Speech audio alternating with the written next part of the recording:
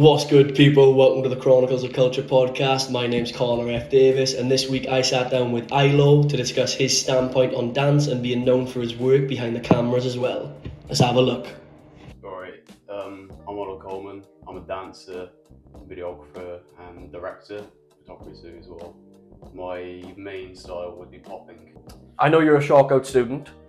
As a student from Sharkout, would you say that you claimed your favourite style, popping, during your course, or was it always your go-to style and Sharkout just further encouraged that? I've always been a popper, to be honest. It's always been my specialist style. I've never called myself a popper, but since I started in 2019, it's always been my go-to style. Sharkout didn't really change any of that at all. It allowed me to get better access to education because I wasn't in such a small, crappy part of the city and the country. But yeah, I've always been a popper. So you're from Manchester? No, I'm No. from Plymouth. Okay. What part of Plymouth? So how did you get into dance in Plymouth? I was scouted at a party, so I was at my mate's. Oh God, who was it again? She's someone from my school. She's a bit batshit, but I went to her party, and I was doing some weird shit with a towel. I was dancing. I was attempting to dance, and this person's mum just so happens to be a dance teacher as well. Right. And she goes, "Oh yeah, you should go to a dance class." I went, "All right." And I went to a dance class. 2 months later, this was at the end of my year 11, so 2 months later I decided to go to college to do dance. Okay. And then from there I never stopped doing dance. So I basically just got into it, full dived into it in Plymouth. But I first started dancing in a place called Street Factory. Thank heavens they've shut down now. Okay. We're not talking about the person who runs that one, but Okay. that one's shut down now. But I first learned popping there. It was mostly bits and bobs that I got taught. Right. Someone would come along, they'll teach me something, they'll disappear for 4 months, somebody else would come along. So my real teachers, there wasn't really any set teacher. There was no consistency. So, Sam I Am taught me. I consider one of my main teachers to be Silk Boogie, because even though he was never around much, he taught me the most just from the few interactions I had with him. Then after that I went to Ripon City. That place is still alive. Yeah. They're good. And that's where I learned other styles, house, hip hop. I learned a little bit of choreo, but I never really started doing choreo properly until I came to Sharkout. Right. Are there any aspects of your style of popping that you think is linked to your identity outside of dance? Yeah, to be fair. I mean, popping was one of those styles I picked up naturally anyway. Before I started dance, I would actually tense my muscles to music as like a natural response to it, but I wasn't doing it on the beat, I was doing it to the lyrics instead. Okay. But I didn't realise I was actually popping, and I could actually do popping. So it kind of is tied into the fact that the music I always liked listening to, the stuff I always enjoyed and wished I could dance to, I was actually doing the style of dance to it without realising. But in terms of aspects of my popping, the poses I get from popping is actually taken from an anime called... Okay. Yeah, so there's an anime called JoJo's Bizarre Adventure. Right. Their poses are based off of Vogue models, but they're like tweaked and changed because it's an anime where they fight. So the poses and the positions I get from popping are actually taken from the anime. So my popping is essentially a collection of different things which I like that has been placed into my popping. Obviously I prefer the smoother style of popping. Yeah. I use my legs a lot more, but the things I do in my popping is a representation of the things I like. As it should. So your identity as a person and as a dancer, they tend to coincide? Yeah. Awesome. I think obviously as your personality should always come through when you're doing popping anyway, or when you're doing dance in general. So yeah, that comes through as well, depending on the music. So if a person is quite shy, but they use dance as a way to become like a character, Yep. do you agree with that? Or do you think that they should more show their shyness instead? No, you shouldn't show shyness in dance. It's not going to work in your favour. If you show shyness in dance, you're getting clotted, bro. Like, it's just unfortunately how the dancing works. It's about performance. Yeah. But playing a character is a good way to get around that, to be honest. Because when you're playing a character, it's essentially faking it. And the only thing you can do when you're that shy is you have to fake it. So Fake it till you make it. Essentially, yeah. Yeah. Okay. Obviously, you said you're not only a dancer, you are a cameraman, you editor, director, the lot. So when it comes to that, are there any attributes of your dance style that you take with you into your camera work, into photography, into videography, into anything? I suppose so. I think my choreographic style is something I use a lot when I'm directing things, in terms of the way I string videos together. But my dance style itself, obviously, it's more my camera that influences my dance style than the other way around. Because when I'm behind the camera, I'm not doing the dancing. Although knowledge of poses from dance, different styles, especially popping, when I'm doing photography, the knowledge of how to hold your positions and where to place different parts of your body helps a lot for direction when I'm working with models. Because it kind of stops the whole blank page of just stare at the camera and do something cool. You actually give them some kind of direction, where to place them as well. So it does help in that aspect. But in terms of dance, when it comes to videography, the only thing that helps with actively is the choreography that I put in videos itself. Okay. So when you're voice went down. So when you're behind the camera and you're directing and you're filming, are there any traits that you like to see within the people that you're filming? Yeah, I should clarify as well, doing dance also does help knowing how to frame dancers. That's something that I see a lot of videographers mess up on when they're not involved in dance. There is that as well. I'm quite selective about when I video people, when I ask to video photo people, I'm quite selective with who I choose. I suppose I'm looking for people who match certain vibes of what I'm initially looking for.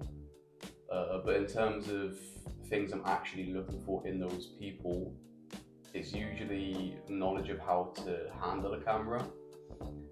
Because you have to attack a camera differently to how you attack something in real life, because the frame's smaller, the angles change. So somebody who really knows how to handle a camera, someone who really knows how to frame their body to make their movements hit as much as possible when they're in these videos is definitely the thing I look for the most. But besides that, it's character and just authenticity. A big thing for me is filming things authentically. Right. I'll put twists on it with my editing style, my lighting style, that goes into cinematography. But I prefer authenticity to stuff like TikTok, where someone's got their mouth wide open and they're hitting the wall. Yeah. I'm just like, you don't do that in real life, bro. Stop that, and if you do, please get out of my face. So it's about authenticity for me. Somebody who's willing to perform for camera in a way where it's natural for them, not in a way that's performative for social media. Right. So instead of trendiness, you want one of a kind? Yeah. Okay, that's cool. On a personal note, would you consider yourself a dancer or an editor, photographer, videographer first? I'm a creative. Nice. So I do both equally. There's not one or the other that I want to dominate the other. Photography and videography does kind of dominate that field, because dance, it will always be a little bit harder to make that money in because of connections and networking, and just there's a higher bar to hit in dance. But in terms of which one, if I could make 50-50 on each, that'd be fine by me. I just want to make stuff with stuff that I like. I'm not really that fussed about whether it's mostly videography, photography, or dance. I guess I am, but I would like to do all. I'd like to do all of them equally. As a passion, what came first? As a passion, photography actually came first, but I wasn't doing it actively as I am now. Okay. Before I was doing dance, my Instagram page was actually a photography page. Okay. And I used to just take these dog shit photos on my, it's like an Android. Pretty much had 2 megapixels combined between 3 cameras. But I was taking pictures on that, and that's how I first got into photography. I guess I've always liked it in some manner. Videography came a lot later, but I liked photography before I liked dance.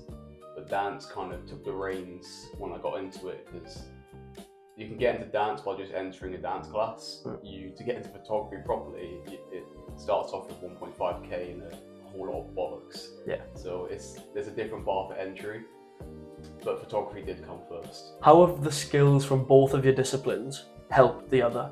So what part of camera work has helped you in dance, and then vice versa?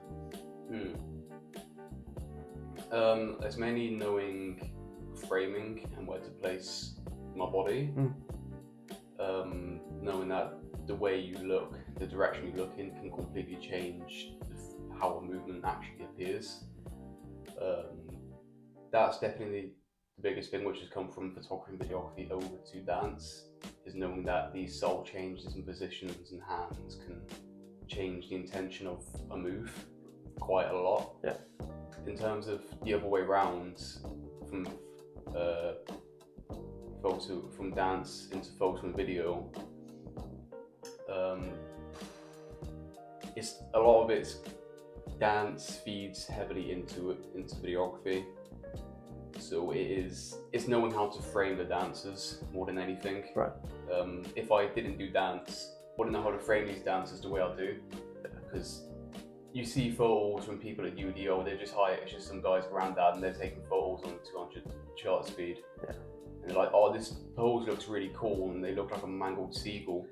And it's just knowing what position looks good. Yeah. Understanding what dancers actually want to see when they're doing a move. And knowing, like, when I've gone through pictures I've taken of battles in the past, knowing that a picture's not just good because the lighting's perfect, the settings are perfect, because you caught a certain moment as well. There's ones on my page right now, the lighting isn't the best. I had to take photos at really high ISO, but because I caught a moment, that photo is good because it's caught something which you wouldn't actually see because it lasted a split second. Yeah. Same goes for videography, is knowing how dancers want to be filmed, how they want the videos to look in terms of colours. A lot of it is black and white. I don't know what it is right now, but everyone's got a rock hard erection for black and white videos. I'm not a massive fan of it, to be honest. Okay. It is what it is. Because you think it's a trend? It's a trend. It's not like when something's intentionally black and white, it's different to when you just slap a black and white filter over it. And it's just like, oh, it's really vibey and trendy because it's got black and white. No, it's just black and white. And it doesn't stick out on the platform because the entire platform is black and white itself. Yeah. So yeah, but knowing how to frame these dancers, making sure that all of their limbs are in frame, knowing when their limbs don't need to be in frame and the accentuation's actually on their face or it's on their body, and knowing the angle and the focal length to film at. Usually wide and a little down, but you want to film groups, you want to film higher. It's just stuff like this of knowing how dancers want to look on camera, how they watch too much Step Up as a child, and what they actually want to see on camera. Yeah. Looking at your career so far, what do you feel has been the most rewarding that you've done? The most rewarding thing has just been filming these small lapses in time. Obviously I've done work with actual dance companies. I've filmed their choreographies, filmed their dance camps and stuff like that. Even the paid jobs, nothing's really as authentic and as raw as when you're just filming people who have got together in a cypher and you pull out a camera, all of a sudden people just go ape shit on camera. Like, I have filmed a video of people on the bus, and that's still to my day one of my favourite videos I've done, just because I pulled out a camera on a moving bus and people were dancing on a moving bus. Yeah. That's not a moment you can get from these jobs where you're getting paid. That's not the same energy. Yeah, do you feel like that's that authenticity that you're looking for? That's the authenticity I like. Nice. It's that energy you get from the cyphers from freestyling is what I love the most about dance. And sometimes when I see stuff on the video, like you get videos of people doing dance classes, that's cool.